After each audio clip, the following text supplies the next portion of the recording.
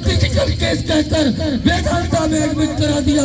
आपकी प्यार और आपकी मोहब्बत, आपके आशीर्वाद से उन्होंने मौत से जंग जीत लिया है। इसलिए नौजवान साथियों, बुजुर्गों, 1 तारीख को समाजवादी पार्टी की जंग को जिता देना, ये लड़ाई आपके लिए लड़ने जा रहे हैं। आप जानते हैं आप किसको वोट देने जा रहे हैं। काजल निषाद किसी गांव की प्रधान नहीं है, किसी मोहल्ले की पार्षद नहीं है, कभी प्रधानी का चुनाव नहीं जीती। आपको बता दूं कि आप जिस बहादुर नेता को वोट देने जा रहे हैं उसके बारे में आपको जानना पड़ेगा। 2012 में भी गोरखपुर से वो चुनाव लड़ी थी। अभी विधानसभा का चुनाव एक कैंपियरगंज से लड़ी थी। जानते हैं काजल निषाद जी के पास कुछ नहीं है। कैंपियरगंज से चुनाव कौन लड़ रहा था? कैंपियरगंज से चुनाव उत्तर प्रदेश के पूर्व मुख्यमंत्री बाहुबली नेता, जिनके पास हजारों करोड़ रुपया है, बड़े बड़े दबंग और माफिया उनके सामने टिक नहीं पाते हैं। मगर वो जब चुनाव लड़ते थे तो अपनी ऐसी गाड़ी से बाहर नहीं निकलते थे और कैंपियरगंज में चुनाव जीत जाते थे। मगर काजल निषाद जब कैंपियरगंज से उम्मीदवार हुई तो पूरी की पूरी खानदान गलियों में वोट मांगने के लिए गली गली घूमने लगी और काजल निषाद का मुकाबला नहीं कर पाए।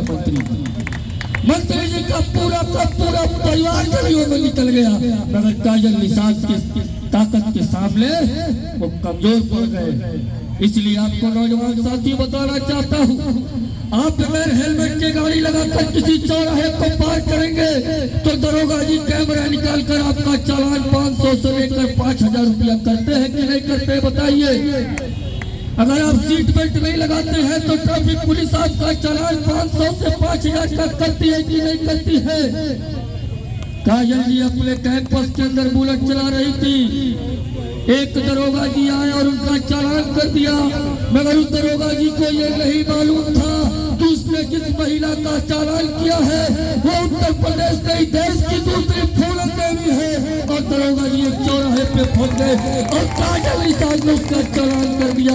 ऐसी नेता को चुनने जा रहे हैं नौजवान साथी बुजुर्ग, आपको समझना होगा, आपको इस बात को समझना होगा कि आप किसको वोट देने जा रहे हैं। वो किसी गांव की बीडीसी प्रधान और पार्षद नहीं है। अगर आपके वो कोर्ट से अगर संसद में पहुंच जाएंगी तो याद रखिएगा कि काजल निषाद एक ऐसी नेता का नाम है।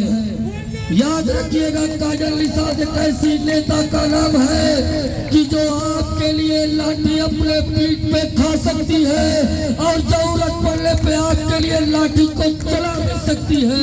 इसलिए नौजवान साथियों बुजुर्गों, मैं अपनी बात को खत्म करना चाहता हूँ। मैं इस बात को कहना चाहता हूँ कि जलते घरों को देखने वालों फूस का छप्पर आपका है। जलते घरों को देखने वालों फूस का छप्पर आपका है। आपके पीछे तेज हवा है, आगे मुकद्दर आपका है।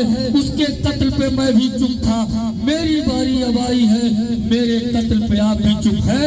अगला नंबर आपका है। इसलिए 1 तारीख को समाजवादी पार्टी को उम्मीदवार आदरणीय काजल निषाद जी को वोट देंगे कि नहीं देंगे, आप लोग हाथ उठा के बताइए। आपको काजल निषाद जैसे उम्मीदवार पसंद है कि नहीं पसंद है? जियाउल इस्लाम गोरखपुर के शहर के प्रभारी है, इनको आश्वस्त करिए कि आप वोट देंगे कि नहीं देंगे 1 तारीख को। बताइए नौजवान साथियों, जिंदाबाद। बहुत बहुत धन्यवाद, बहुत बहुत शुक्रिया, बहुत बहुत धन्यवाद। अब मैं इसी कड़ी में इसकी इंतजार की गाड़ियाँ खत्म हुई, आपके इंतजार की गाड़ियाँ खत्म हुई। मैं माननीय काजल निषाद जी से कहूँगा, वो अपनी बातों से आप लोगों को पता है।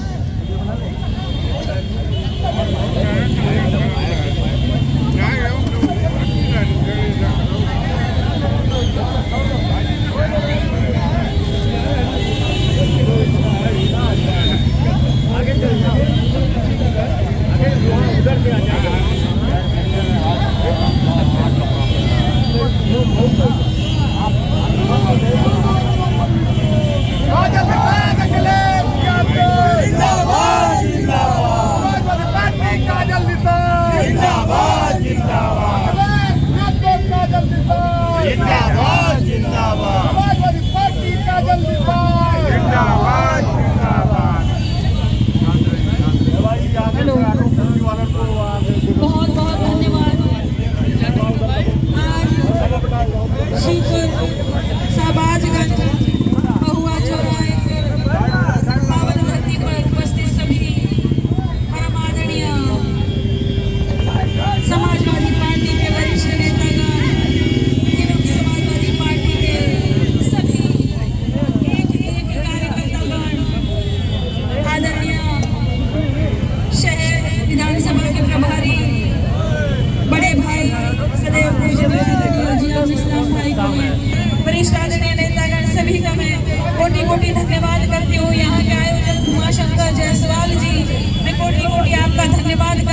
सभी भाई जितने भी हमारे समाजवादी साथी हैं, चाहे मोहम्मद सलीम भाई हो, जामीन अली हो, चाहे संजूम भैया हो, सत्य प्रकाश भैया हो, राजन जायसवाल जी, इरफान भैया, मुकेश पासवान जी हो, शाहीन भैया, संजूम भाई,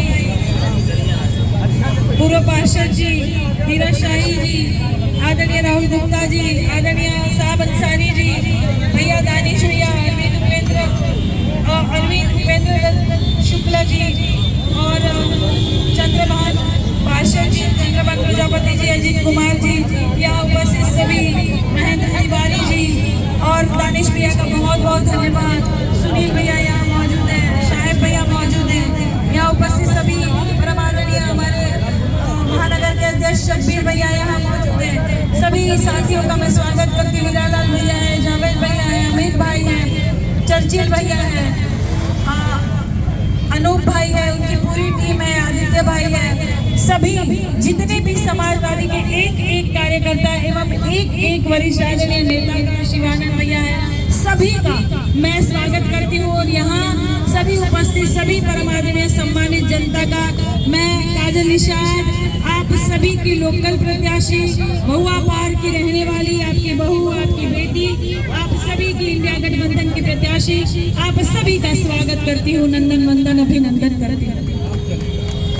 17 दिन का चुनाव बचा, 17 ही दिन का चुनाव बचा, 1 तारीख को वोट पड़ेगा।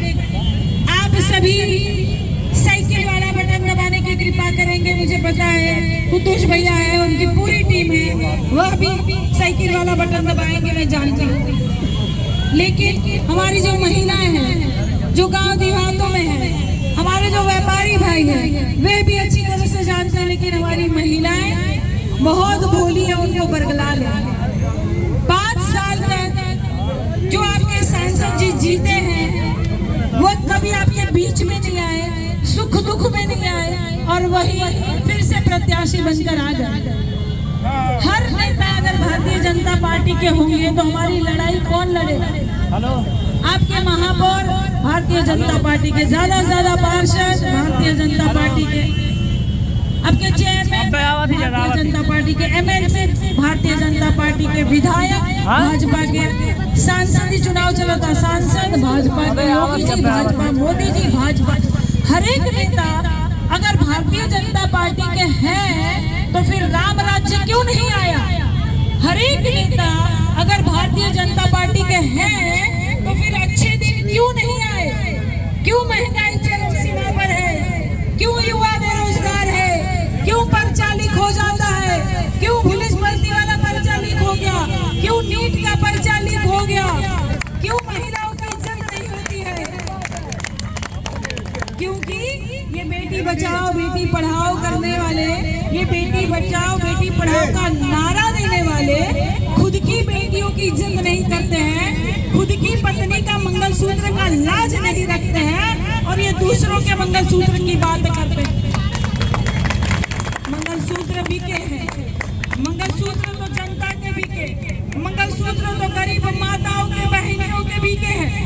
कोरोना में आपने देखा होगा ऑक्सीजन के जुगाड़ में बिके हैं, नोटबंदी में मंगलसूत्र बिके हैं, युवाओं को रोजगार देने के लिए मंगलसूत्र बिके हैं, युवाओं बेचारे आगे की पढ़ाई लिखाई करने के लिए मंगलसूत्र बेचे हैं, माताओं ने घर चलाने के लिए महंगाई से जूझ रही महिलाओं ने अपने मंगलसूत्र बेचे हैं। और ये मंगलसूत्र की बात करेंगे, उनकी खुद की बेटी दर की ठोकरें खा रही है। माननीय सांसद जी की खुद की पत्नी फोटो और वीडियो लेकर घूम रही है, ये कोर्ट में न्याय मांग रही है और इनको न्याय नहीं मिल रहा है। क्या ये जनता की बच्चियों को, जनता की बेटी को कभी न्याय दिला पाएंगे? इस बात को समझिए।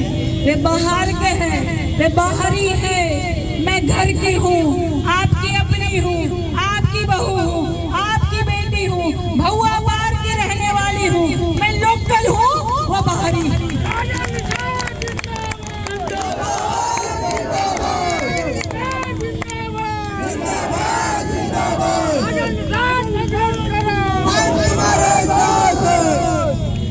इसीलिए सभी को समझना है, मेरे परम आदरणीय निषाद समाज को समझना है। आदरणीय रामरती नायक जी, मैं आपसे भी कहती हूँ, मैं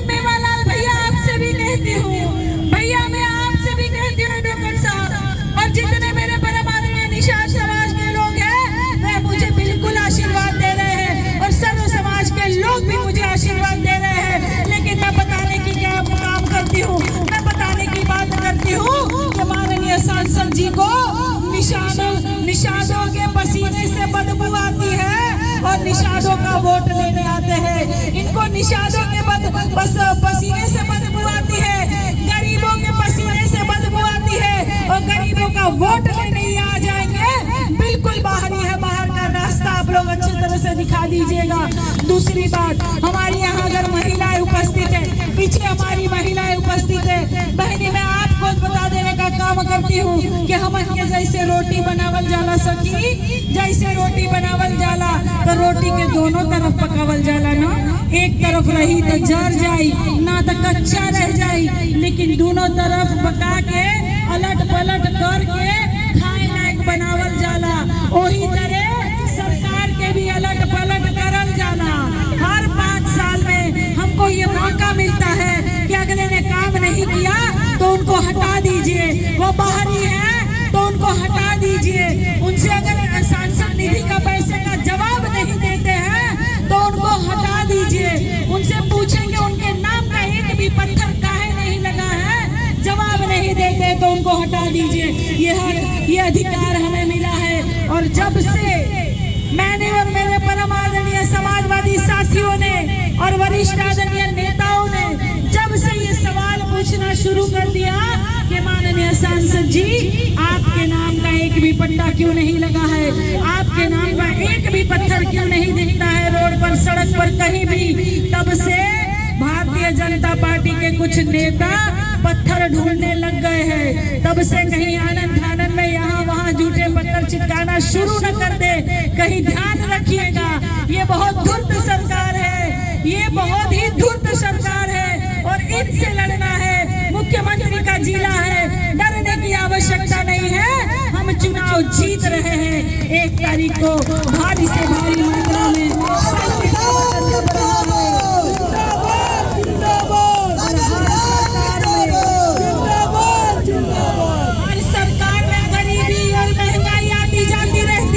लेकिन भारतीय जनता पार्टी की सरकार में जो सबसे ज्यादा परेशानी जनता पर ला दी गई है वो है बेरोजगारी। युवा बेरोजगार हो गए हैं, युवा को कहीं नौकरी नहीं मिली है। इस चौराहे की सम्मानित जनता से अगर मैं पूछना चाहूँ, यहाँ के आदरणीय व्यापारी भाइयों से अगर मैं पूछूं कि 10 साल केंद्र में मोदी जी की सरकार और 7 साल योगी जी की सरकार में, मुझे बताइए भाजपा की सरकार में कितने घर में सरकारी नौकरी मिली है, मुझे बताइए। तो कहीं जवाब नहीं मिलेगा। कहीं मिली है भैया? नहीं मिली तो भैया आपके खाते में 15 लाख तो आ ही गया होगा। नहीं आया बहने, गैस के दाम कम हो गए तो जब महंगाई चरम सीमा पर, बेरोजगारी चरम सीमा पर, प्रतिवर्ष ये नौकरी देने के लिए आवेदन लेती है ये सरकार और इसके लिए मोटा फीस भी लेती है और उसके बाद परीक्षा नहीं होती है। परीक्षा हो जाए तो रिजल्ट घोषित नहीं करती है, रिजल्ट घोषित हो जाए तो भर्ती प्रक्रिया को कोर्ट और कचहरी के माध्यम से लटका देती है। और इस तरह ये हजारों युवाओं के साथ, लाखों युवाओं के साथ ये सरकार खिलवाड़ कर रही है। ये सरकार खिलवाड़ कर रही है, बात को समझिए। मैं जाती हूँ देहातों में, 5 विधानसभा पड़ता है, इसी टूटे पैर के साथ में जाती हूँ। बीच में हार्ट अटैक आ गया, लेकिन आप सबकी दुआओं से, आप सबके आशीर्वाद से मैं जल्दी ठीक हो रही हूँ। मैं दवा खाकर भी देहातों में जाती हूँ, अलग अलग टोलाओं में जाती हूँ। ये चुनाव डोर टू डोर का नहीं है, नुक्कड़ सभाओं का चुनाव है। उसके बावजूद भी इसी पैर के साथ में कितनी बार डोर टू डोर भी चल लेती हूँ।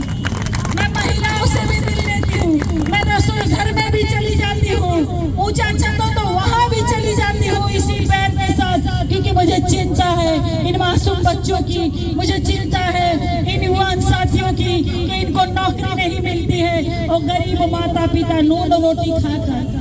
अब बाबूजी जमीन बेचकर बच्चों को पढ़ाते लिखाते हैं कि कहीं हमारा लड़का इंजीनियर बन जाए, कहीं हमारा बच्चा अधिकारी बन जाए, कोई मोटा डॉक्टर बन जाएगा, हमारे जिला जवान के नाम रोशन रोशन होई, समाज के पटीदार के नाम रोशन होई। लेकिन ये सरकार 10 साल की मोदी जी की सरकार और 7 साल की योगी जी की सरकार में कहीं भी मैं टोला टोला पूछती हूँ, लेकिन कहीं भी सरकारी नौकरी प्राप्त नहीं हुई।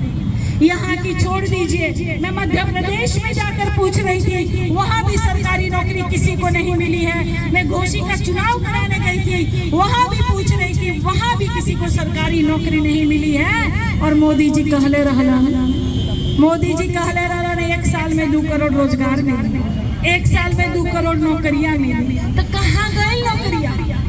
पकोड़ा तलना को नौकरियां मांगा, पकोड़ा तलना ही नौकरी होता है क्या? बाकी सारे पद भी खाली पड़े हुए हैं, लेकिन ये वह भी नहीं भर्ती कर रहे हैं। लेकिन प्यारे बच्चों, युवा साथी, मैं आप सभी को बता दूं, हमारी महिलाएं वहां पर है, मैं उनको भी बताने का काम करूं कि जब बर देखा हुआ वाला आदरणीय मंत्री जी, पूर्व विधायक जी, परम आदरणीय मोहसिन खान जी का भी मैं स्वागत करती हूँ। डॉक्टर मोहसिन साहब जिंदाबाद, डॉक्टर मोहसिन साहब जिंदाबाद। मेरी बहनें वहाँ बैठी हुई है, कुछ वहाँ बहनें सुन रही है। मैं आपको बता देना का काम करती हूँ बहनें कि जब बर देखा हुआ वाला, बर देखा हुआ वाला तो का पूछल जाला भैया, बर देखा हुआ वाला तो पूछल जाला कि लड़का कितना पढ़ा लिखा है। बहनी पूछल जाला ना कि लड़का कितना दे भाई, कितना लड़का पढ़ा लिखा है कुछ भैया, या पूछल जाए ना समझी के कि लड़का कितना पढ़ा लिखा है, लड़का कौन नौकरी करता, लड़का कितना कमाई करता। अरे हमार बेटिया के सुखी रखी ना समझी जी, लड़का तुहार कमाता ना, ही ना पूछल जाए समझी, ही ना पूछे ले जब बर देखवा वाला था, ही ना पूछाई के लड़का कितना कावड़ ढोले बा, के लड़का कितना राम राम जपता, के लड़का कितना घंटी अगरबत्ती बजावता है। ये समझी जी बताई के लड़का कितना अयोध्या में सीढ़ी चढ़ ले बा, ही ना पूछी। जरूरी बा शिक्षा, जरूरी बा रोजगार, तो पूछाई के लड़का कितना कमाता। बाबू आपका शादी हुआ, अब होगा भी नहीं। भारतीय जनता पार्टी की सरकार इतना महंगाई कर दी है बाबू, लेकिन चिंता करने की जरूरत नहीं है, चिंता करने की जरूरत नहीं है। जब साइकिल वाला बटन दबेगा और इंडिया गठबंधन की सरकार बनेगी तो 30 लाख युवाओं को जो पक्की नौकरी मिलेगी, आपकी शादी हो जाएगी।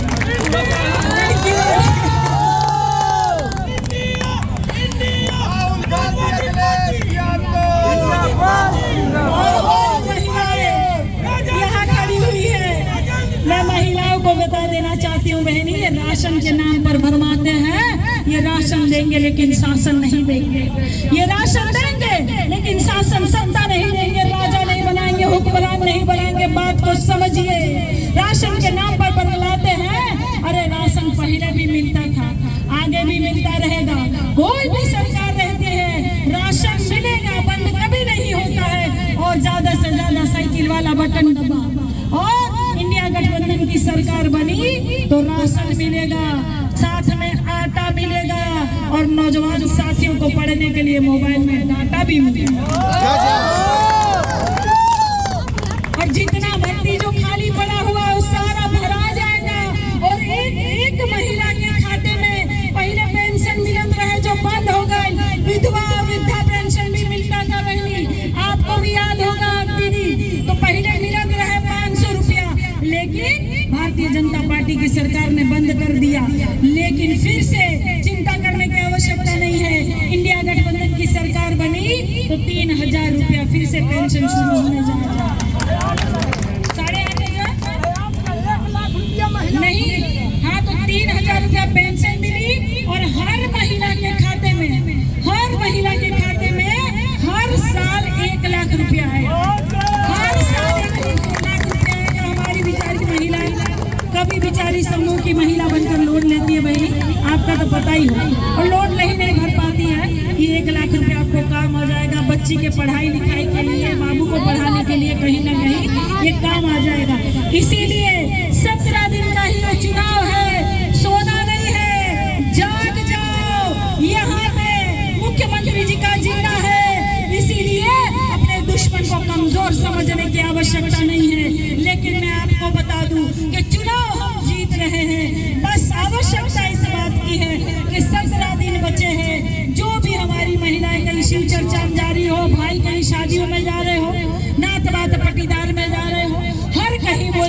आवश्यकता है कि 1 तारीख को साइकिल का बटन दबाना है, काजल निषाद को जिताना है। हमारे भाई कहीं चक्की चौराहे पे यहाँ व्यापारी भाइयों के साथ बैठकर कहीं चाय पी रहे हो, कहीं नात बात रिश्तेदार मिल जाए, कहीं फोन के माध्यम से बात करे, तो हर जगह बताने की आवश्यकता है कि साइकिल का बटन दबाना है और काजल निषाद को जिताना है। क्योंकि ये चुनाव मेरी अकेली का नहीं है, ये चुनाव आपका भी है, नौजवान साथियों का है, मासूम बच्चे के भविष्य का चुनाव है। जिस तरह से मोदी जी यहाँ राजतंत्र स्थापित करना जा रहे हैं, जिस तरह से लोकतंत्र खत्म हो रहा है, संविधान खत्म हो रहा है, जरा सी भी चूक हो गई तो 2024 के बाद फिर चुनाव नहीं होगा, चुनाव नहीं होगा। इसीलिए बात को समझिए, ये महायुद्ध है, सभी हिस्सा लेंगे और सभी 17 दिन तक लगातार चर्चा करते रहेंगे।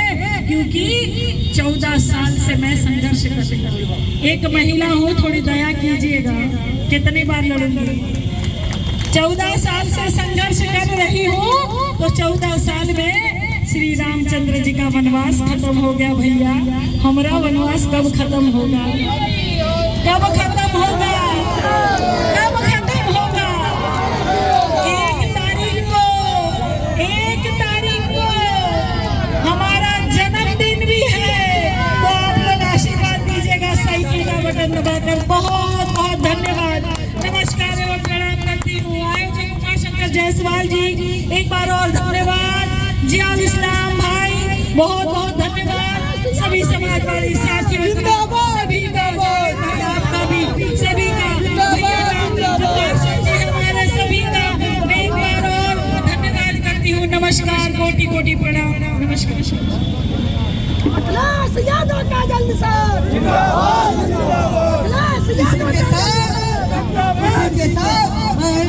आपकी सभा समाप्त घोषणा करता हूँ। जय हिंद, जय भारत, जय समाजवाद।